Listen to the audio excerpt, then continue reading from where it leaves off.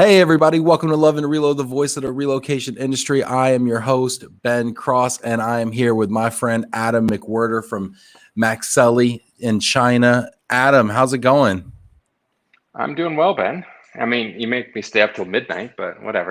I guess you have your show early for me, so we'll call Listen, it you even. proposed this time. And I was like, sounds good. We do a special time. So shout out to everybody who was able to join today. It's about noon on the East Coast here in the US. It's about midnight in whereabouts in China. So I have this problem, which I feel like is common to many Americans. We talk about China like it's one place. Yeah. But where exactly in China are you, Adam? I'm in a city called Chongqing, and that's southwest China. I mean, the way people discuss the big Chinese cities is you have first tier China, so that'd be Shanghai, Beijing. So that's kind of like New York and LA. And then Okay. second tier China is sort of like your Detroit, Pittsburgh, Chicago. I feel The like you next skipped a level tier of when you went to Detroit. You skipped about 2 tiers there. I did not skip. Shout No, out to but the Pittsburgh people. shout out to Pittsburgh, yes. Thank you, Stacy. But yeah, so it's sort of a very large city, southwest China, very automotive. A lot of history here, and it's hot. Yeah, I don't know. Sorry, Is it I hot don't is speak. it hot all the time like how No, Singapore is and some no? no, it'll get close to freezing in the winter, but in Okay. this, and sorry, I don't know Fahrenheit, but it's like 35, 40 degrees for 2 months in the summer. So Okay. pushing 100 for quite some time. So Wow. Wow. Hey everybody, I see everybody checking in on LinkedIn. Let's go ahead, get in the comments. I want to know who you are, where you are, what you're up to on this wonderful Monday. It is Monday, July 19th. I am in Bethlehem, Pennsylvania. wow. Yeah. Yeah. What are you doing there, Ben? I'm trying to survive. I am here seeing my in-laws, and I am working from anywhere. This is my work from anywhere week. I'll be doing this for 2 weeks, and I'm at a co-working space.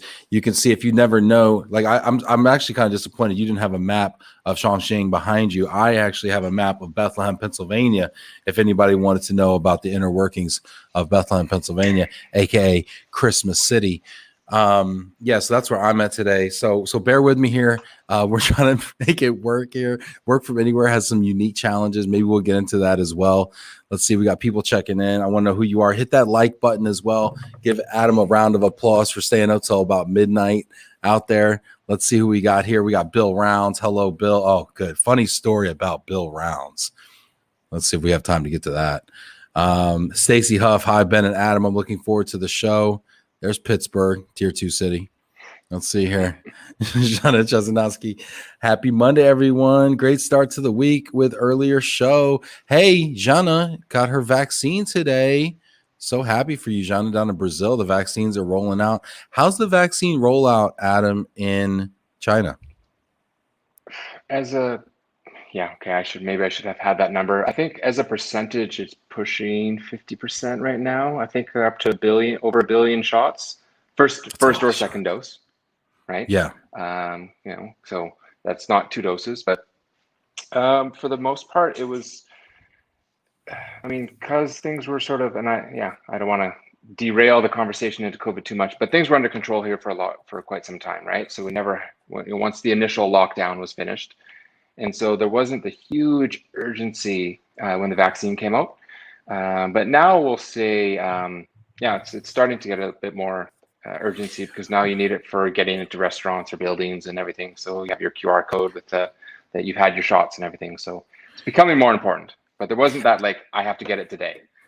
See, Adam, when we first talked, we talked about over a year ago. When we first talked and you came on Love and Reload, it was probably, I think you might have said it was April 2020, maybe. Yeah, it was right around there, maybe April, super May. early I was still in days. Shanghai, so yeah, still April. Yeah, super early days here in the US, although, you guys were dealing with it for longer than we were. And what was interesting when we first talked was you had gone through the kind of some phases. And it was almost like we got to look into the future when we talked to you because we knew what was going to happen next because you had been through it. and you knew kind of how the virus was gonna spike, and then the measures and the lockdowns and all the stuff like that. So, what have you seen in the past, 15 months? What has that phase been like since we've talked? Well, I mean, so yeah, obviously COVID hit China first, but the lockdown was really harsh. Not harsh, it was very strict, right? Yeah. And so once things got under control and started to open up, it would have been late April, early May. And it was kind of, because I moved in May, so I moved cities. And so I was flying back and forth between Shanghai and Chongqing. And you go to the airport and there was like extra lines and masks and temperature checks everywhere and forms to fill out and all these different things. But by, I would say August, that sort of eased up a little bit. Now, I mean, today, I don't really wear a mask unless I have to go in a taxi or a metro or something, but like just daily go to the supermarket type stuff, that's gone away now. So no mask in supermarkets right now. Yeah. Wow. So you kind of came out and kind of almost had not a return to normal, but kind of an easing of restrictions in August, whereas we didn't see that over here until several months later. So you still have been kind of a few months ahead of us, it seems like. Yeah. But when there is like a small little, like 10 cases in one city, I mean, though in Shenzhen, they tested the entire city of 14 million people. Everyone in the city, they tested 3 times within a week for when there was like 10, 15 cases. Oh my gosh. When there is a small flare up or when there is imported cases, and I mean, it's very difficult to imported cases now. The quarantine procedures are 2 weeks in a hotel, government hotel, a 3rd week in a hotel of your choice, and the 4th week of self-isolation, which was a little bit vague on what self-isolation means, because you can still go out and you can still go to work, but you just can't go to events. It's kind of, but basically things are so strict. 10 cases, 10, 15 cases, whatever it was, they tested an entire city 3 times within a week. And 10 cases in Shenzhen, to your point, 14 million people is minuscule percentage wise, but wow, they're obviously taking a very aggressive stance on it. I'd like to ask everybody, we got a bunch of people watching on LinkedIn right now. People are loving the new time. Let us know what you think about this new time. We've got Adam McWhirter here. Hey, I can come on. I can come on every Monday at this time if you want. every Monday at midnight. You don't mind it? Yeah, that's awesome. Let us know if you got questions for Adam right now. I'd love to hear them in there. We're going to be talking about China. We're talking about DSP work. We're going to be talking about misconceptions around Chinese assignments. I mean, all sorts of stuff. I would love to see your questions and comments here. I'm talking to you. Let's see. Shane, that's great. What's up, Shane from Connecticut? This is great. Melissa, look at this. We're getting people in here that we don't normally get due to the time. I think this is great. Kevin Ryan checking in. Thank you, Kevin. Love to hear your questions out there, Kevin. Ben, Freedom Day in London. How's that going, Ben? You heard about this, Adam? Freedom Day? You heard about this? No, I haven't. No. So today in London is Freedom Day. July 19th is like the day that they ease all restrictions. I was on the phone with some London colleagues this morning. They said the nightclubs opened at midnight and they were queuing 1:45 midnight. Just, lines down the block to get in, and the nightclubs were packed. So they're very much back at it in London. But I mean, to the point, I mean, how's the nightclub scene out where you are, and how's it been going over there? I don't know. I mean, it's midnight. Can you just walk outside and go to a nightclub real quick, just so we can get a flare taste for how the nightclub scene's going over there? I can see a nightclub, but yeah. No, there's nightclubs. They wouldn't really not what you'd be expecting. There are nightclubs like you would have in New York or London or whatever, but there's also Bethlehem, Pennsylvania. Yeah, a little. Yeah, well, there's a little bit more Bethlehem, Pennsylvania level of nightclubs as well. But yeah, great cocktail bars. Whiskey's really exploded. The wine industry in China is just huge. No matter what you do for your nightlife, social life, yeah, you can find it, both good and bad. Speaking of good and bad, we have Ben Jones here, and then we have Ben Sukia. Happy Freedom Day. Ben Cross waiting for you here, my friend. Ben, what is the deal? Can I get over there without a quarantine? I'm still trying to get over there for August 6th. Let me know. Is it looking like I'm going to have to quarantine one of those prison-like hotels you have there over at Heathrow, or what's the deal? I need some information. So how long? So then, Adam, those wonderful whiskey bars, how long have those been open with with no restrictions? Over a year. Over a year. Like last May. Yeah. Wow. Wow. It's so interesting to see how the different countries handle the pandemic and how some were kind of able to compress the spike, and then some are, gosh, there's murmurings in London now that they're having Freedom Day and everybody's at the pub and the club, that in September, October they're going to have a fourth wave. It's kind of it's an interesting thing here. Let's see here. Sharon from Houston checking in. I want to hear your questions for Adam from China here. Let's see. Tim Quirk, Western New York checking in. That's awesome. I'm going to be there live with Tim, eating wings and drinking beers in Western New York next week. So that'll be really fun. Lynn Greenberg checking in from New York. Susan Myers from Altair. Hey, Susan. Love to hear your questions for Adam. Henri Dussois. Hello, everyone. Henri's loving the new time. What's up, Henri? Henri's in Bordeaux, France. We got France in the house here. This is great. Robert from Nashville. What's up, Robert? Good to see you, buddy. Miriam, look at that. Netherlands in the house. This is great. Not even in her onesie yet. I mean, Adam, the new time is working for people. You think we should do this more often, this earlier time? Well, I think you owe me some credit or something, because I think I just doubled your viewership by changing your time. I mean, you're up to 5 million a show now. And this whole time I thought it was my appearance. Okay, this is great. All right, fantastic. We're making things happen here. This is wonderful here. Let's see here. Adam, what COVID test is used in China, and are they accurate? The actual brand or what type? I mean, when it first, I don't know the actual brands of the COVID test, but I mean, there used to be the nasal test, but now they do mostly the throat swab. I mean, I was worried that I had a race in, what is it? I guess it would have been April, May. So I do a trail running race, and you either have to have a negative COVID test or your vaccine to do this race. And so I had to go get my first COVID test this spring, and I was worried, and it was very, very efficient. And I sit down, and of course the nurse or the medics in their suit, and they're doing everything. But I was just asked her in Chinese, I'm like, is it gonna hurt?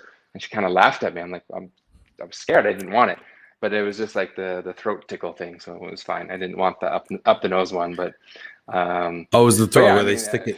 Yeah, no matter where they're sticking it, they're sticking it far enough where it's uncomfortable. That's pretty much the thing. No, that's the thing. I barely even noticed. I was just like, I think she could tell I was scared, and she took her time. So but are they accurate? I mean, yes. I don't know how to answer that from a scientific standpoint, but yes. So along those lines, we're talking about kind of travel restrictions. We're talking about testing and accuracy and protocols and everything. What is the travel like to China right now? What are you seeing from a relocation volume standpoint? Give me the lay of the land, if you would. Okay. So things are definitely strict. Like there's no tourism, tourist visas, travel visas, even a business visa to come for a conference. Like those are just impossible. And so there's the added level to get the visa to come is a PU letter. So you need to get a letter from the Foreign Affairs Office in that city saying, okay, that Ben's going to come to China. He's approved. He's needed. So it's just like an extra approval before your visa application. And then the process is a little bit, fairly normal. You have to get your signed letters from the embassy in Washington or New York, from the consulate or whatever's closest to you. So the getting approval takes a little bit longer. Getting approval for families is a bit of a challenge. Families for certain, depends on the company and level. It's more challenging to get families over now. So that's creating a different dynamic for who companies are selecting or who they're bringing over. And then once you arrive, pretty much it's tested at the airport, driven straight to a government hotel. You're definitely not able to choose the hotel. We had one very high level expat come in And he was able to bring his family in. So he came with a wife and 2 kids. And he's like, I'm not staying in the government hotel. We're going to choose the hotel. I want to stay over there. And I was just kind of like, How'd that work nothing that out? we can do. I'm sorry, sir, but there's really nothing that we can do. Like, we can't, it's not out of our control. Oh, okay, I'll get my company to help. Okay, you go get your company to help, because Beijing is still going to say no. Right. So anyway, he did his 2 weeks, and the hotels What is that? What is are that hotel like? Yeah, what is that? Because I'm hearing in yeah, London, you know, they're what are they like? it's a bit of a lottery, right? Because some of the hotels were 5-star hotels or 4-star hotels before, and some of them are a little bit older.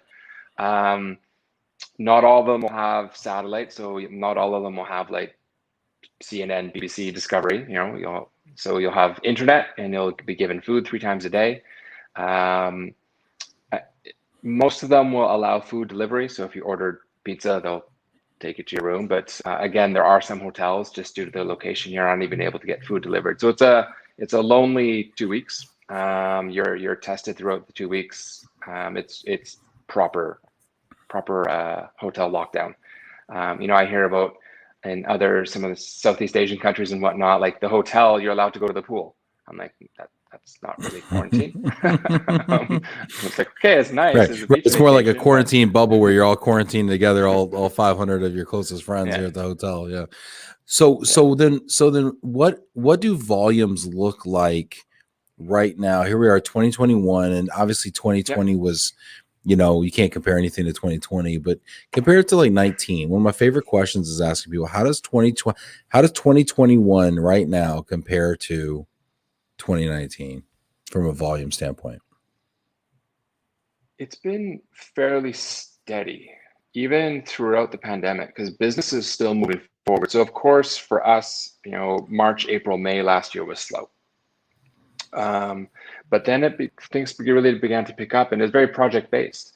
And so certain companies, if there was whether it was semiconductors or automotive or any of the major industries that were expanding still, if they needed to get their assignees in, the doors were open. So I'm not saying volume is back to 2019 volume, but on our key projects, there's still expats coming in. And then one of the dynamics for us last year was, so my office, okay, again, using a US comparison. So everybody's office is in New York, right? All my competitors, everyone's New York, New York, New York, and that's Shanghai. Shanghai. So, Okay. right, so like Shanghai is the #1 market.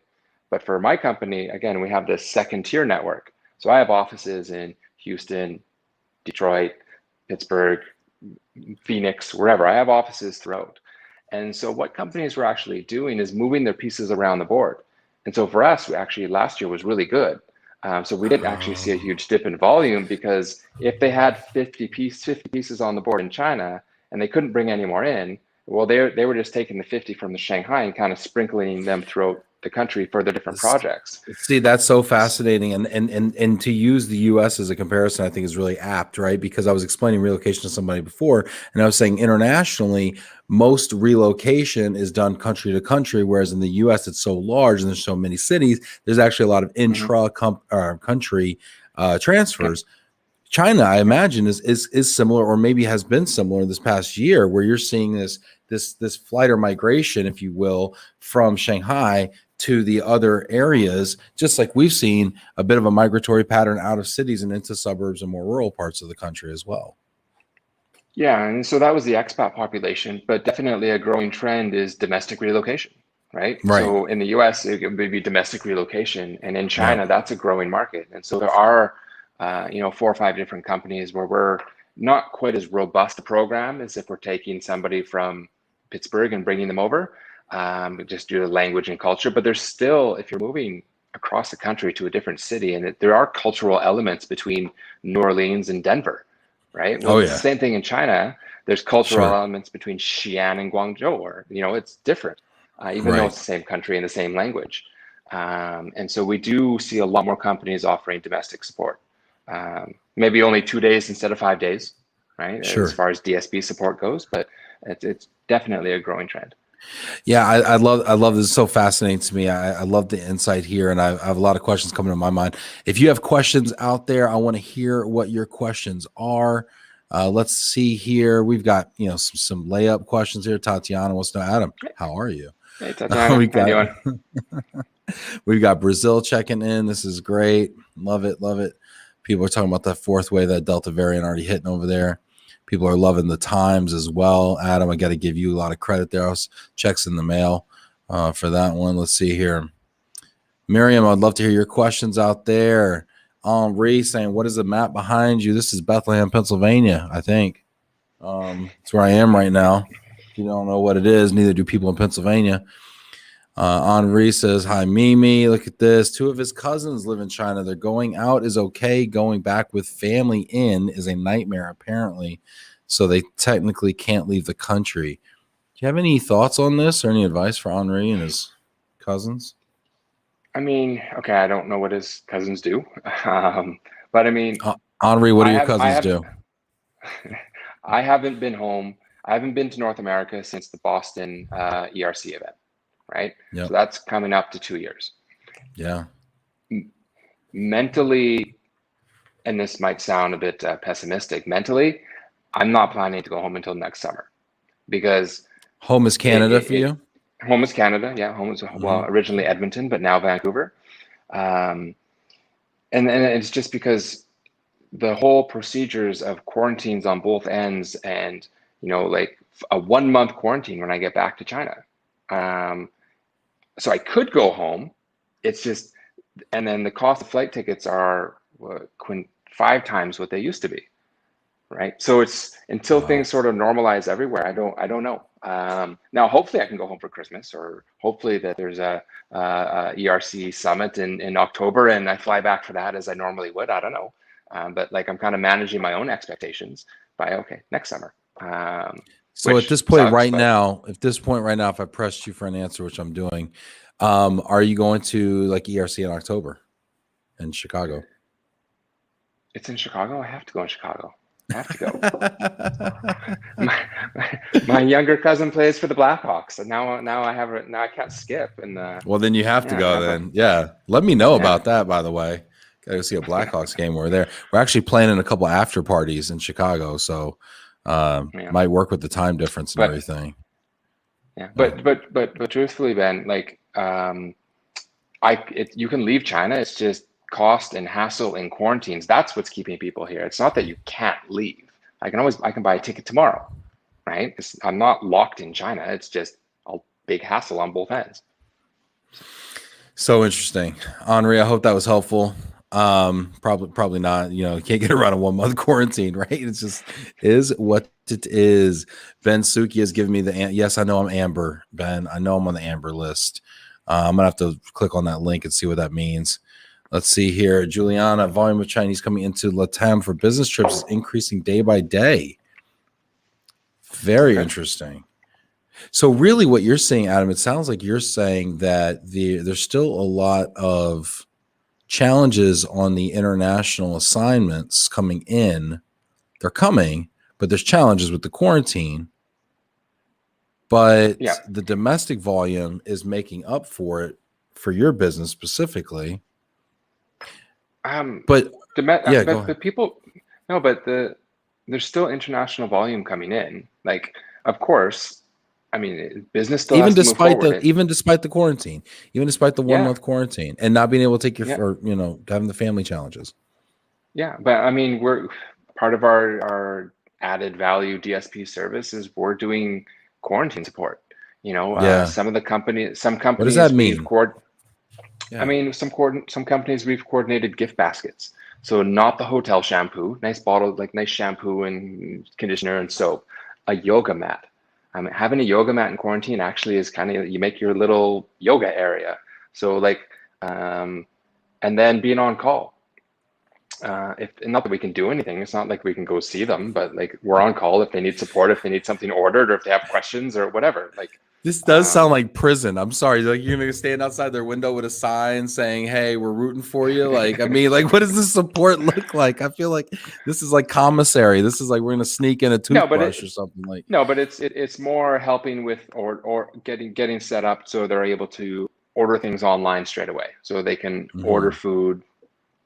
Because the food that's given is local food, and it's hotel food. It's mass cooked. It's like if you go to a all-inclusive resort with a, I don't know, a few 100,000 people or whatever it is, like, you have this, the food is very blah.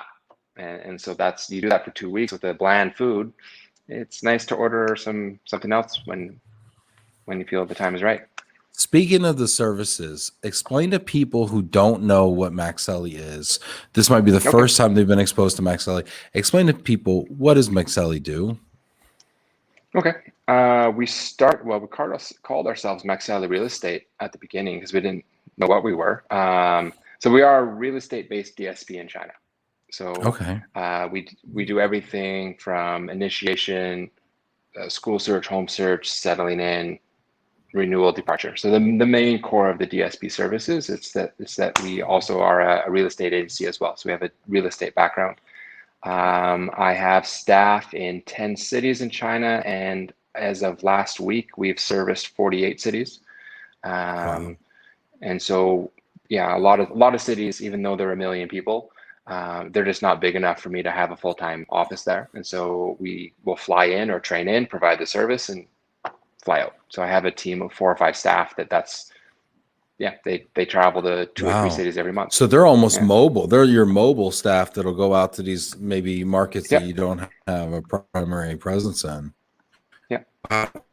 So what percentage of the country's population would you say that you serve then based on your footprint and where you're at now? So what would you mean, percentage of the country? Like percentage of expats?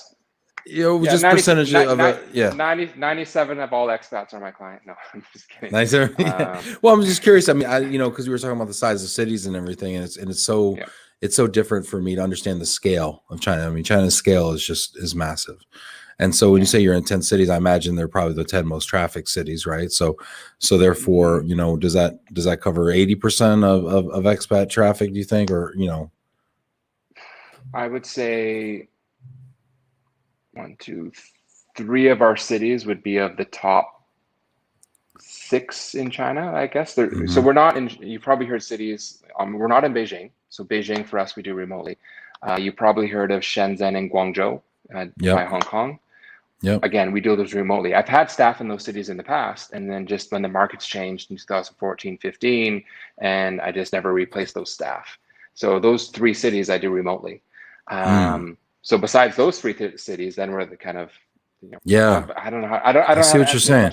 No, I think I know. I'm getting a picture for it. I'm understanding now because and so this is really fascinating for me. I'm just going to go down the rabbit hole for one moment on this. How do you decide which cities you want to have a presence in? Is it based on expat traffic? Is it based on other things? How do you decide that? So basically we decide, is there business there, of course, and most of these cities will have business. And we used to open with trying to get business, right? So we would open in a city and then like, okay, let's figure things out. But then obviously it took a while for those cities to get kickstarted. So now we only open when there's guaranteed volume, and if there's not enough volume, then we tell our partners, whether it's an RMC or a direct account. I'd say 60, 70% of our business is RMC business. But we would tell the RMC, okay, well, I can't open an office in that city for 3 assignees. It's just not viable. So that's when we do with the remote service.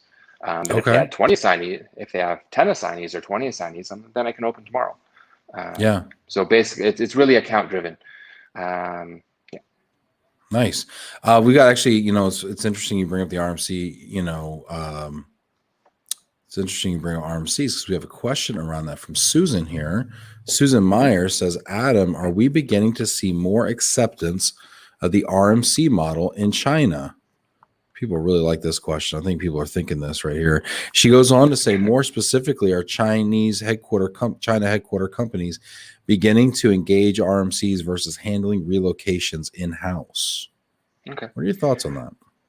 Well, you just answered half of my question by asking a second question.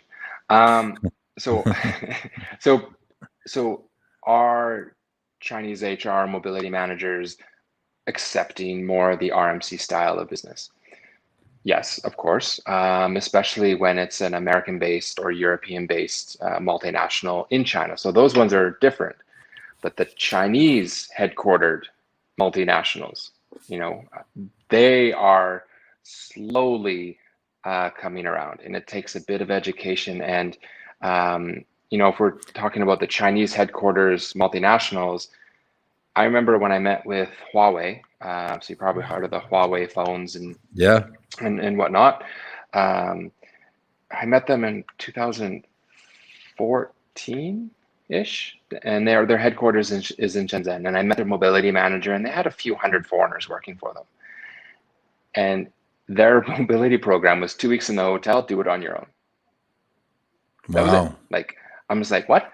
And so you'd meet these assignees. They had 2 weeks to find a school, get their visa and immigration, and get a home and get settled. They had to pay the deposit, all personal leases, do everything on their own. It was a nightmare. Like, Oh it my was just like gosh. these guys were coming in with so much chaos. Now Huawei does have work with an RMC and does have more of a mobility program for the inbound assignees into China, and slowly seeing the value going abroad. So to answer your question, Susan, it's changing slowly, right? Seeing the value of an Why RMC. help me understand. And Bill Round says, you know, he says that doesn't work. Yeah. 2 weeks on your own. Yeah. 2 weeks on your own. That's that's like the policy bullet point, 2 weeks, bullet point on your own. Why was that the way it was? And where is it now? How has it evolved? Why is it the way it was? I mean, I think part of it's cost, part of it's having control, right? So a lot of times when it was a global-based multinational working in China, well, the HR manager in China wanted some power. They would automatically push back on the global decisions because, hey, I like this company and you're telling me I have to use this one. So I think there was a bit of pushback there, pushback on cost. But I mean, if you look at our industry, Ben, it's not that old, right? You know, we started in the 60s and 70s and into the 80s and 90s, right? Like, it's a relatively newer industry, global mobility. Mm-hmm. But and maybe I'm going too deep here, but you have to look at a lot of things in Let's China. go deep. We got the time, man. Let's go Let's deep. do it. No, but a lot of things in China, they make comparisons to, like, China should equal the rest of the world today, or the Western world today. But China didn't start to industrialize till 30, 40 years ago, where the rest of the Wow. world did that 150 years ago. So on some things, I'm not saying this as a man, I don't know how to word that without getting too political. But like, You're giving I'm not perspective. apologizing, but it's like China's been playing catch up for however many years, the past 30 years, and so it could be that as, like, you know, the value of the RMC is just something that's also playing catch up on everything else, right? The taking care of your assignees when you send them abroad, not just throwing them abroad, because failed assignments, we know what those cost, right? All the Chinese multinationals are starting to go through what, you know, the Western multinationals went through maybe 30 years ago in discovering the value of RMCs. Yeah, no, I mean, I think that, you know, getting to the point where a company says, you know, we're going to engage with a relocation management company and outsource this function to specialists requires a maturity of the business and the organization, where, you know, they go through the, you know, over here we call it lump sum, over there it's, maybe 2 weeks in a hotel is a step up from lump sum, you know, and then you get to a formalized policy and you realize, holy crap, that's, you know, we have a lot of people and we don't necessarily know, we're not experts on every country in the world. We're not experts on every, you know, immigration issue and every tax issue and everything and all the real estate components and everything. And then they outsource it to an RMC strategic partner. You know, it's really interesting. I'd love to hear other people's questions around this. This is fascinating here. We've got a question here from Christina, actually, which is interesting to me. It's a comment, but I see DSPs probably have more opportunity to innovate their service offering than just about any other relocation vertical, in my opinion, because you're not tied to assets, you're a services company. And to your point, right, Maxxelli Real Estate was we didn't really know what we were, who we were, what we were offering exactly in the very beginning, right? It's morphed, and then you're talking about quarantine support, and Christina says quarantine support sounds like a whole new market. What new markets? Yeah, what opportunities do you see for DSPs? Well, I mean, okay, the quarantine, yeah, it's a whole new market, but it's a 2-week market, so it's short-lived, right? And hopefully in the future that's gone. But I mean, I think we touched on this. So I mean, Ben, I was on LOVE+RELO last April, so I don't know if we touched on it then, but I'm pretty sure we touched on it when you came on my podcast in July. That last year, up in 2013 to 19, Wuhan was my largest, most profitable, successful city. So we had a large automotive company supplier that we worked with there, and this had nothing to do with COVID, but they also pulled out of China, and they pulled out of their joint venture that happened to be in Wuhan. So my staff in Wuhan were, I think, 76 days at home. And then right away, we had to do all these departure services. But the thing is, this group of, I don't know, 50, 60 assignees had left China and they couldn't come back. And so what we had to do, I mean, just looking at whole new markets, we had to do virtual departure services. And we acted. What does that even mean, virtual departure services? How do you even do that? Well, because the household goods firms that we were working with, they're not going to go in and just start packing the homes, right? So somebody had to represent the tenant, and the tenants were in Europe and America and wherever they happened to be. And right. So, and we knew these tenants because they were our clients for 2 to 3 years, and we were providing tenancy management services, and we knew the landlords as well. And so what we did virtually is went into the home with a camera, and it took 2 to 3 days per home.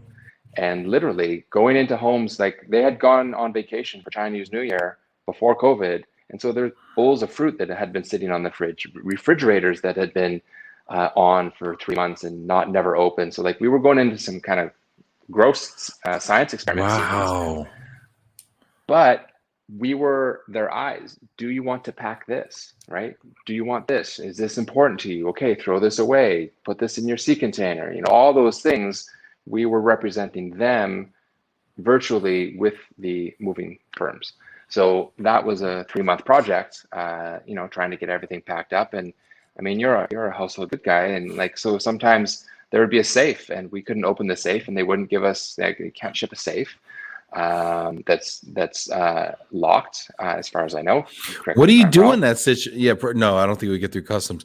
What do you do in that situation? How do you handle that? You have a safe there. So they handled it internally because we weren't opening it. So I said, okay, like your local team can do whatever you need. Okay. One gentleman had $50,000 US dollars of watches. He was a watch guy. Okay. And I think that's absurd, but whatever. It was his collection. And again, the moving company wouldn't take it. They're like, no, we can't insure this. It's too small. High value. It's too expensive. It's high value. Yeah. So what do we do with this? We can't ship it. We couldn't get rid of it. And he couldn't fly back either. And so what we did, my staff took it to the airport, like in like a locked case, and took it to the airport. They were escorted by other staff to the airport, got on the airplane. I met them in Shanghai. We went to their Shanghai office, dropped it off and put it in a safe. And as far as I know, those watches are still in China. But I feel like I see you in the airport with the handcuffs, briefcase, walking around. Yeah. Well, I got the hair. I could be Jason Statham, right? I was gonna say you look like the transporter over here. Look at you. That's great. So besides quarantine related, which is really fascinating. I mean, it sounds like you do anything for your clients, but besides quarantine, related stuff, long term. DSPs. I mean, what is the opportunity for growth? We've seen some consolidation in the market, some acquisitions. How do DSPs continue to grow their relevance and their revenues, in your opinion? I know it's a big question, but I love thinking about businesses like that. As you can see, people walking behind me here in Bethlehem, Pennsylvania. Come on, it's 12:45 at night. I know. Well, it's Wake almost up. 1 in the morning, Ben. You're throwing me questions like that. I know. I'm throwing you master's level questions over here. No, yeah, this is great. I mean, I can speak on Maxxelli. I mean, we're Yeah. really driven on our service throughout our network, and of course, right now I mentioned I have 10 cities. I do want to grow our network, and I think by our footprint, maybe not by volume, but by footprint, we're the largest DSP in China. But I do want to cover China and be able to go anywhere, do anything at any point in time, because I think with a DSP, we have to be very flexible. All the other service lines are fairly rigid in what you can and cannot do. Clearing customs, you can only clear customs with what's approved. So I think the best DSPs have to be flexible. You can't say, one line fits everybody. So I think, just having more flexibility is really the key for us anyway. And listening to those customers, and it sounds like you do that. I mean, with the way you've grown and everything. So let's see here. Let's see here. Bill Rounds. Bill's commenting. This is great. Bill saying, "I'll take the Hilton points, but some new hire, nope, scared to death." You would go to Shanghai or Wuhan or something, Bill, and you would take the Hilton points versus having somebody manage that for you. I don't know. Value of RMCs. Hashtag truth bomb. Bill, talk about it. What's up? Let's see. Bill's got a question here. Bill's in Chicago, by the way. If you come to Chicago, I'm sure you'll run into Bill. From biz development perspective, can you comment on the ease or lack thereof of U.S. companies entering re the Chinese market? What are the Chinese government now requiring of us foreign investors, businesses to play in their backyard? Share equity with national firm? Just reading the question a bit more. From business development. He goes on. He goes on here. He has some more question here. So let's see if this adds a little context as well. Can you comment on the present situation in China regarding foreign investiture and foreign business playing ball in China? For example, are they requiring a domestic equity partner? Okay. I mean, as far as the domestic equity partner, it depends on the industry.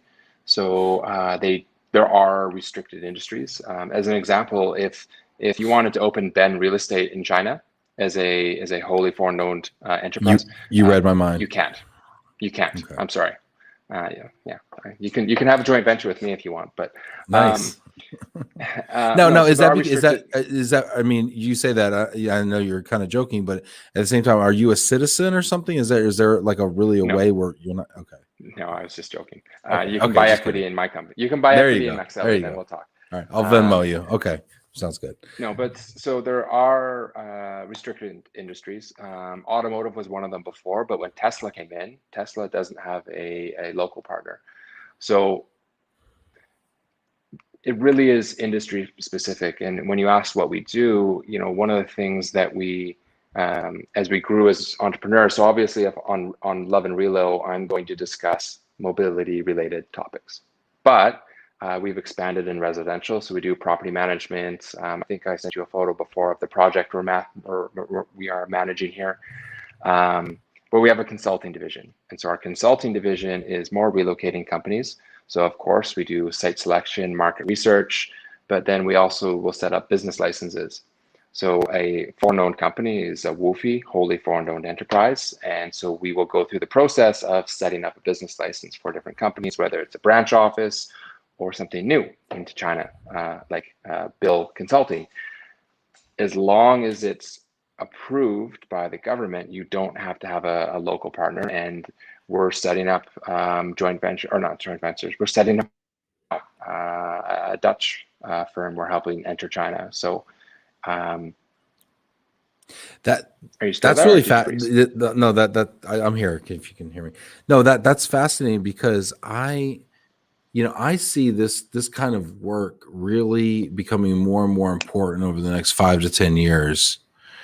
Hey, and Ben, I think did I freeze? Stacy, am I frozen? No, Adam's frozen. Yeah. All right. I'm going to keep talking then. Becoming more and more important, where we as relocation companies, as the global business advisor to these companies can help them navigate overseas markets and Hello, help Ben. them set up those enterprises and be compliant. Yeah. Hey, Adam, I'm here. Uh-oh. Look at that. Starts talking about the Chinese government, and then all of a sudden he goes off. I'm just kidding. I'm just kidding. Let's see here. Let's see any other questions for Adam or myself as Adam gets back on. Henri says, have to go. Great talk. See you same time tomorrow. No, actually, Henri, I'm off tomorrow. This is just for Adam. But maybe Henri, when I have you on, maybe we'll do it at the same time. Let's see. Bill Rounds. Adam, are you there? Adam? McWhirter? Hey, Ben, McWhirter? can you hear me? Yes, I see a got you. question from Bill about Google. Yeah. Yeah, is Google approved?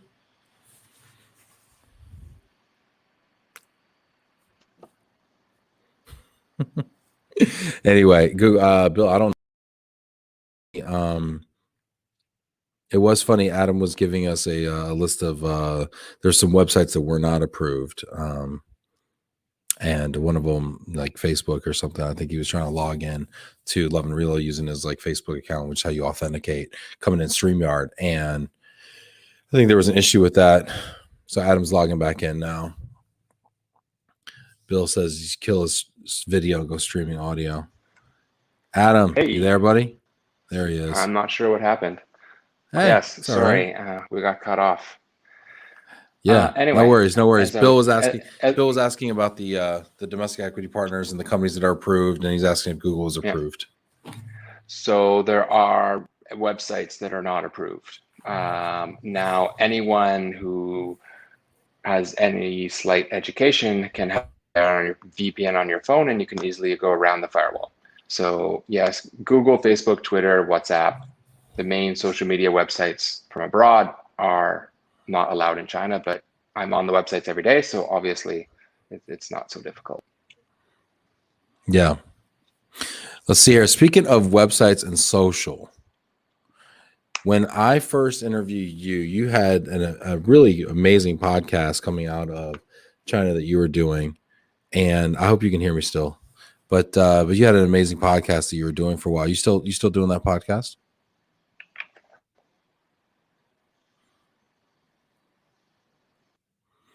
Bill Rounds. Bill's just going to go through every website, Amazon Web Services, of course. Yeah. Like, so Adam got shut down. Adam's talking about how he's got a VPN and get around it, and then he got shut down. That's great. I love it. They got you. They got you, Adam. They didn't get me. They didn't get you. He's like, I'm rebooting the VPN. I'll be back. You can't hold me back. I'm one tough Canuck. You can't hold me back. I hate it when that happens, when it's just pure coincidence. But anyway. Yeah, so we're talking about websites and everything and social and being on, and everything. You had a really wonderful podcast that you were doing at the time, and I had the honor of being on it, and I appreciated that so much. It was such a fun conversation, and it was probably one of my favorite interviews that I've ever done. Honestly, talking to you on your podcast. So thank you so much for having me. So what is your strategy from a social standpoint? Someone who's been more active. Yeah, I mean, I got a little lazy when, like, maybe last September, October. So I haven't been podcasting for a while. This is the guy that runs trails talking about I've been lazy, and over here my fat ass is doing a podcast with him. Lazy. Lazy's so relative. No, but I got out of the. I do want to bring it back again, but truthfully, I do want to change my podcast a little bit and focus a bit more on China.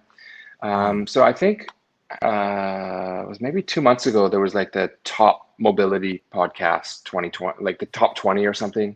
You tagged me in it. I can't remember who put it out there. Yeah. Somebody put it out there, and they were talking about the top 20 relocation or global mobility podcast. Yes, and yours made it. Yeah, but then truthfully, and this is I think just the way 2020 went is, like, if you looked at most of those podcasts and talks, they was founded 2020, 2020, 2021, 2020, 2020. And I was one of the oldest in 2019. Yeah. Right. Like, Ooh. But I think there's a lot of content out there. And so if you look at what's being produced within our industry on a social media stage, I'm kind of like, well, you do, and we've talked about this before, you do this daily. I don't know how you do it. And so Poorly. I'm kind of, but for me, I look at it as like, okay, well, where can I fit in that space? And some of my best podcasts have been telling the stories of expats thriving in China, and telling their story. And I had one of my last ones I published was with Dave and Darlene Lee, and they had spent 25-ish years in and out of China. Their daughters grew up in China, in and out of China, right? So their story from 1996 moving to Beijing to when they repatriated last summer, 24 years later, that was a really cool story. And I Wow. think that's something unique that maybe I can add into the realm of what our industry, because China is the second biggest market in the world. So try and get more real stories out there, not the misunderstood or the misconceptions. But Yeah, then, I would say this to you. I mean, Adam, you're such a smart guy, and I would never question the validity or demand for your voice and your perspective out there. Follow what follow what you think is interesting. And I mhm, mean, this is totally unsolicited advice from someone who may or may not be doing it right, but it's like, just use your own internal compass to say, is this something I would watch? If so, let's keep doing it. If not, do something mhm, different. But yeah, there's no, to my knowledge, I looked at that top 20 list. There's no voices from China doing a global mobility podcast. And mhm, furthermore, there's very few voices from Asia really that are being promoted to the global stage for global mhm, mobility and relocation. mhm, And that's something that we need to focus on more. And it's something that mhm, I've wanted to do. It's just hard with time zones and my frankly yeah. lack of understanding of the culture in the region. Apparently, this time zone works though. So I'm just saying. It it does work. It does. We actually have hey, Bill Mahalan. Look at Bill coming in here. Bill Mahalan at ARC has a question. What are the mortgage interest rates like in China? I just got back from France and they're at 1.5%. Bill, did you buy anything in France? And the question to you, Adam, what are mortgages like? Okay. The exact, honestly, and you're going to be like, Adam, you should probably know this, but we don't deal a lot on mortgages. So we work a Why lot is with that? investors, just because we don't do that many firsthand sales, right? So I don't have the exact mortgage rate, but there, the restrictions, was a little bit different in China anyway, yes, not yet. Me neither, Bill. But what the restrictions in China, basically, it's 50% down payment as a foreigner to buy property in China. And I'm living in, it's a brand new apartment, but it's worth million and a half, 2 million US dollars. So I don't get into the game here. I don't have that much money to put down as Right. a down payment. So Got that's got one thing got that's three a lot quarters different of a than the million market. bucks you're not doing anything with, under the Yeah, mattress. You can just plunk down on an apartment. That's steep. yeah. That's But steep. one of Bill, I know Bill's wife is in the market out there in France. Samantha, yeah, don't leave Samantha alone with a realtor in France, Bill. You know that. yeah. But what's Bill, what's the down payment? What's the structure like in France? If you have checked at all. I'm really super curious about how real estate transactions happen in different countries and everything. Is it even allowable for an expat to come in and buy something? So again, the restrictions. I mean, China's a little bit different, right? Obviously. So the government will open and close the tap as it wants the economy to go up and down. And so, one of the things that happened in 2010 was they wanted to slow down inflation on properties. And so they made it more difficult, especially for Hong Kong, Singaporean investors to come in and buy properties. But then to slow it down even more, even buying properties between cities. Um, and so basically, yes, foreigners can buy properties, but you have to be not a resident, but have a work permit there for an entire year. Some cities 2 years, so you're paying tax in the city, and you can only buy in that city.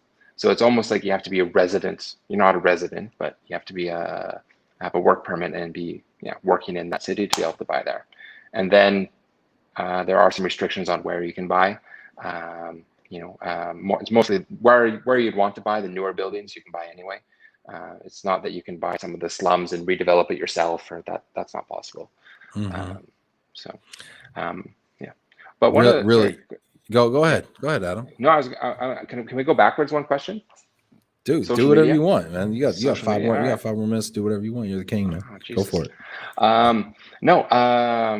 So I got into Douyin, which is TikTok. So the parent company of TikTok is ByteDance, and they have Douyin in China. And so for this really, this Raffles City project that we're working on in Chongqing, I started introducing a lot of properties and sort of showing the lifestyle and some things around. And I was getting, without even trying, 100,000 views on these posts. Wow. But then if you talked, but no, I have some friends who are in that realm of KOL and everything. They're like, Adam, talk to me when you get 1 million. I'm like, okay, well.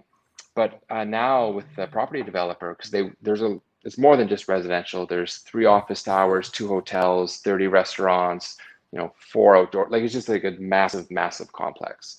And so they want me doing videos on introducing the property, lifestyle, sort of through the eyes of me. But now I have a film crew following me around, and so that's a bit weird. Like you do this, like you're in control. But like when I was speaking at an event on Saturday, and I had to ask the organizer, I'm like, hey, can I bring a film crew? And I just felt like an arrogant jackass, but yeah. No, yeah. So Yeah, it is super weird. It is super weird. And they do look at you like that, but then they also look at you like, hey, but that guy does have a film crew, so he must really be important or something. But yeah. I'm a small little humble Canadian, so I don't like telling people I have a film crew. Must be a hockey player. Yeah. Must be a hockey No, player. I actually had that. I had that happen to me. I went to Orlando for the IAM conference to promote the IAM conference, and we went there in June, and we did a whole day of filming, and we had all these different shots we caught and everything, and we had a two-man camera crew, and it was a lot of fun working with like professionals who actually would shoot it right and then edit it and make it look tight and everything. And actually, if you want to check out that video, check it out on it's pinned to my LinkedIn page, so it's at the pinned post up there. But yeah, I mean that's awesome, man. I mean, I think that there's such an amazing opportunity for people in our space who are in real estate to start to use TikTok. Honestly, TikTok to me is probably the most powerful video creation tool out there. And then to take that same TikTok video, post on Instagram, and even post it on LinkedIn gets people's attention, because the LinkedIn videos, I mean, they look like what we're doing. Like this is cool, on LinkedIn. But you take a TikTok thing, which is like, 30 seconds, a minute. It's super punchy. It's got a lot of cuts. It's got some edits. It's got some, some words overlaid. It's got some music that's actually cool. Oh man, I tell you what, that plays so well on LinkedIn. You should start posting those TikToks on LinkedIn, Adam. Yeah, no, I will. Yeah, it's weird though. I don't know. It's just a weird feeling. So we'll see. Post your TikToks, man. See how the first 15 videos go. 15 videos 15? go. And if I get 1 million views, I get 1 million views. But you know what? 1 million views is worth it. Yeah, but you know what? 1 million views on TikTok is like I mean, 5,000 views on LinkedIn, because LinkedIn is targeted. LinkedIn is all your RMCs, all your corporates, all the folks that you want to talk to. 1 million people who are just looking at hot apartments and the Raffles development aren't. I don't know. I mean, maybe you do consumer stuff right out there, consumer real estate. Yeah. Okay. Let's see here. We got some people talking about buying properties over here. Man, we got some real high society over here. Bill Rounds in Spain. Foreign investors can buy property, but if you spend too much, you get hit with a special tax. So stay under 350 maybe, or find a local partner you can trust. Guessing a dollar amount. It's ever changing with the euro versus the dollar. Don't be fooled by Bill Rounds. He'll show up with a backpack at ERC and some shorts and some flip flops. But this guy's over here buying Spanish properties. Bill, that's what's up. Another rich Bill over here. Talk to UBS if you have enough cash. Them super high levers, like 95%, but you have to have the cash with UBS. He's talking about buying in France. Man, I'm hanging around the wrong people. I need to be hanging around guys named Bill buying properties in Europe. This is awesome. You know what, Adam? You got a top 5 today? I do. I think, well, yeah, I was No, asked it's going to be by amazing. lovely It's going to be Stacy. amazing. I didn't The know lovely what you wanted Stacy. for top 5. I didn't know what you wanted for top 5. I could have done top 5 everything, anything, and I'm on the China stratosphere again. But we're Well, good. China's We're your good. thing. That's your niche, It is right? my You know, you thing, want but to do more China I don't want to be stuff. the China. Anyway, okay, Yeah, if misunderstandings. you were the China Yeah. guy, you'd be doing pretty well, Yeah. I think. Yeah. If you're the Yeah. China guy. Anyway. All right. Top 5 Relo related misunderstandings about China. I can't wait. I probably hold a few of these misconceptions. Let's see here. Top 5 Relo related misunderstandings about China. What is number 5? Maybe it's not a village, but 1 million people in China is actually not a big city. It's really not. And so I'm like, even when I have a presentation that I make. It's called "This is China," and so a lot of these top 5 are the "This is China." And if I'm talking to people in Hong Kong or Singapore or in the U.S., I have to speak differently. Not How so? differently, but like I don't know how to phrase it without being offensive. I have to kind of like, Don't worry about no, that no, here, man. Just go for it. no, no. But like Ben, when I say things to you about China, you don't have the knowledge on China firsthand, right? And so I have to like, You can tell okay, me anything. I'd what? believe it. No, but like I have to, okay, what is second tier, right? But like even Yeah, people from Detroit. Singapore, Yeah. and there was I can't remember what city it was, and they were asking, there's 1 million people in the city, like, yeah, but like, what internationally managed service department is there? Is there an Ascot or a Fraser's or what's there for? And I'm like, there's no service department here. They're like, oh yeah, but it's 1 million people. Okay, well, what about 5-star hotels? Like, what brands are there? Is there like Hyatt and Westin? And I'm just like, no, there's like the Penjin International Five. Like, it's so So local. so what you're telling me is 1 million people still doesn't have the amenities of a 500,000 person city Of here in the States, of or of 400, or even it's I 100,000. mean, Bethlehem would be more international than some of these cities. Hey, if you want to go right here, you can find some really nice places to stay, right in this area right here, over here. No, but right. So that's what I mean. Is like there's just like Bethlehem, a you get a million you get a people. manger and a grinder out here in Bethlehem. That's Yeah. about it. Let's see here. We got number 4 here. What's number 4? I mean, I wrote down language and culture because again, I misunderstood the question. But I think language and especially culture is big when coming into China. That if you're not taking the time, not that you have to become fluent in Chinese, but you have to understand the culture at least, and understand the history. Because I think, a lot of times when we deal with some assignees in different companies, industries, and countries, but the guys that will come in, they're like, "Rrr, rrr," and they'll be like, "I'm going That's to change China." literally how I And walk, Adam. no, but they come in like, "I'm going to change China," and it's like, well, no, China's going to change you, right? Like you're not going to change China, Right, like you're and gonna come in so there you have to talking about I'm work. gonna stay at the hotel I want to stay at, and I'm gonna do this, I'm gonna do that. And Yeah, and even like cultural misunderstandings at work, if you take a little bit of time to actually learn the other side, you're going to make your life a lot easier, right? Um, what's the best way so to do that? So I get told I'm going on assignment. I'm going to Shanghai. Going to Shanghai in 4 weeks. What do I do in order to get up to speed as quickly as possible? again, the language thing will take years, right? That's But I out. mean, That's out for me. it depends on you, right? Read, podcast, listen, audiobooks, websites, blogs, whatever. You can learn a lot in a very short time on dealing with Chinese culture. And it's not a good thing or a bad thing. It's just actually taking the time to do it. And a lot of people don't do that.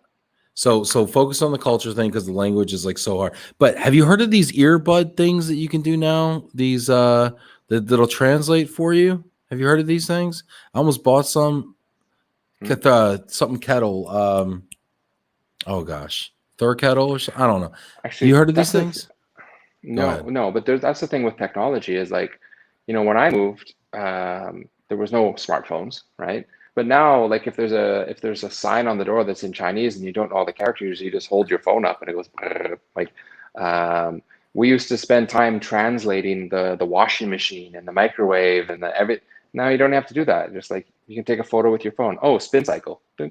Like Love it. That's what I technology has need. made it a lot easier, but technology is not going to teach you culture. It's not going to help you culturally adapt. So Let's see here. We got some people coming in here. Got some questions.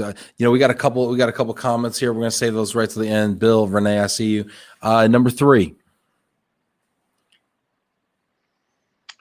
you're not even going to say that word, are you? Say the first one. Come on, You come on, Ben. you I'm teaching you Chinese. Fa Piao. That's pretty good. Pretty good. Yeah, Fabio. So I thought Fabio I is nailed it listening to you say it. I was giving myself 100% on that one. Fa Piao. I don't know. It's getting but worse. basically, Right. it's the Chinese tax receipt, right? So it's an Mm-hmm. official receipt.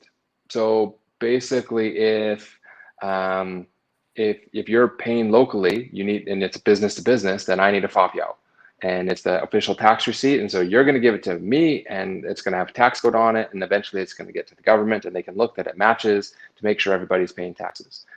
Well, if you don't have an entity locally, you can't provide a FOPIAO to the company that you're buying the services from, or vice versa. So local billing is something that's really come up in the past couple of years, because a lot of firms previously, maybe the transactions are overseas, so they're providing the service in China, but the transactions happen overseas, and then the FOPIAO and the local billing isn't an issue. But as China grows, as there's Susan was asking about locally headquartered companies, there's just more and more importance to have local billing. So yeah, this is something that keeps popping up in different Asian countries as well. Yeah. I know that. Yeah, that's interesting. All right, number 2. I was going to show you my phone, but I'm on my phone right now. So this thing. Yeah. Close that. It's got a touch screen. Watch out. It started 10 years ago. Mobile is absolutely everything. A mobile adoption of new technologies. I don't carry a wallet or cash anymore at all. You don't even carry a wallet. So you don't have an ID either. Nope. Because I'm not going to carry my passport around, and I don't have a Chinese ID. So I have a photo of my passport on my phone. But like mobile payment systems, I mean, 5 years, everything absolutely is everything is mobile. Yeah. So is it through like WhatsApp? Is it through Cash App? What is it through something I've never heard of? Well, WhatsApp's banned in China, and that's what we were discussing earlier. There's 2 major players. There's Tencent, which has a program called WeChat, and then there's Alibaba, which has Alipay. And then there's the eBay of China. It's not eBay, but the eBay of the Amazon of China. Everything. There's massive companies that you just buy everything on your phone. I'm constantly shopping on my phone and getting things delivered the next day. How's the Alibaba guy doing these days? He all right? Pretty quiet. Okay. Yeah. Okay, got it. All right. Number 1. No, we already talked about that. That was dealing with quarantine. I think it's something that's I don't think it's going away for just my personal opinion. I don't think it's going away till next year sometime. So I think learning how to, I don't want to say so. I know people that have done quarantine 2 or 3 times. They go back and forth, and they've had to do it, and they just deal with it. And wow, I think it's only 2 weeks, but it's not going away. Yeah. Wow. Let's see. We got a couple comments here. Yeah. I don't know if I could do that. Let's see here. What do we got? Renee. Let's take these banners down. Let's see here. All right. Renee, loving the conversation. We have recommended to our clients we need to do virtual orientation tours. I would love to see some of your videos, Adam. This is a way DSPs can innovate, but would need client support as it needs to be specifically targeted. Renee's in South Africa. We've tried doing virtual orientations, more live video chat than anything. But I mean, in theory, yeah, definitely you can do virtual drive to work, virtual everything, virtual home search. It's all possible. It's just more of the technology and the willingness of somebody to pay for it. Yeah, for sure. Bill Rounds, what's Adam's blog, IG, Twitter handle? Actually, forget Twitter, just IG. I love how you just think he's processing this as he's writing it. Smart dude and Canadian. Love Canadians. What's your IG or blog, Adam? How can people get in touch with you? Yeah, just LinkedIn's easiest, I think. I think my name is somewhere on the screen there. Look me up on LinkedIn, and then I forget my Instagram handle. I have two Instagrams. I have one for visual stuff and one for fitness stuff, so I can't remember their exact names. And then I can send you the link to my podcast, and hopefully with your inspiration, Ben, I'll get it going again. Well, I think it would be awesome, and I think that I think you should do the video stuff too. I mean, you're you stay in shape, might as well use it, And let's see here, Christina. Totally agree that learning culture before you go to any country is important because it can help you at least understand interactions, even when you can't totally communicate using the language first. Awesome. Very cool. Oh, and Bill Rounds, help me out. Time Kettle, those things are called. These earbud translators. Yes, I'm going to get some. They're like $175 on Amazon. I'm going to Europe next month, and I'm going to take these. This is great. Awesome. Adam, I want to leave you the opportunity to give us a final thought, something that we should be thinking about as we go into our day and as you end yours. Jeez, Ben, it's 1 a.m. No, I think, Ben, one of the things that you asked me when we first chatted in April was like, what's going to come of COVID or what's happening after COVID? And actually, I still believe this, and I see it happening, is like people are more connected. Yes, we go through quarantines and lockdowns, and I haven't seen my family since October 2019, right? But in a way, I'm more connected to them now than I was before. I have a group of friends that I'm more connected, like my high school friends. I'm more connected to them now than before. How do you stay connected? How do you stay connected? Okay, like this. Okay. Well, I mean, there's virtual stuff, there's video chats, there's just more conversations, checking in on one another, right? Like, hey, Ben, how you doing, man? You all right? And so, hopefully, at some point in time in the next year, things get back to normal and we can jump on a plane and we can go to a conference in Singapore or Chicago, wherever it happens to be, and it's just back to normal. But I think really one positive is just, I really think that everyone's more connected. That's my opinion. Yeah, I think they are more connected. It's interesting. We see each other less, but we're more connected somehow. We're also forming, I think, more meaningful relationships around substance versus the hi and bye and how's the weather. You don't hop on a Zoom really and do the same. Like, we see people at conferences and it's the first 3 lines or something like, when did you get in? How was your trip? How's the weather back there in Chicago? It's much of nonsense. I think we're getting a little deeper now. So this is cool. Hey, checking in there. That's awesome. Richard Majewski saying we'll need a time kettle for the UK, Ben. That's great. Adam, this is always a pleasure. It was so great having you here. Thank you for coming back on Love and Relo. So wonderful to see you, hear from you. I really appreciate you. Let's do it again. Let's wait less than a year. We'll less than 15 months from now. All right, sounds good. Q4. Hey everybody, thank you so much for getting active in the comments. I appreciate you. Hit that little green applause button right there and give Adam a proper Love and Relo send off. Throw a little heart out there to China as well. And this week is a light week. We don't have a Tuesday show or a Thursday show, but we do have a Wednesday show with Brian Smith, who is the senior global mobility consultant at Change Healthcare. So tune in for that from the corporate perspective. Can't wait to see y'all on Wednesday. Take care, everybody.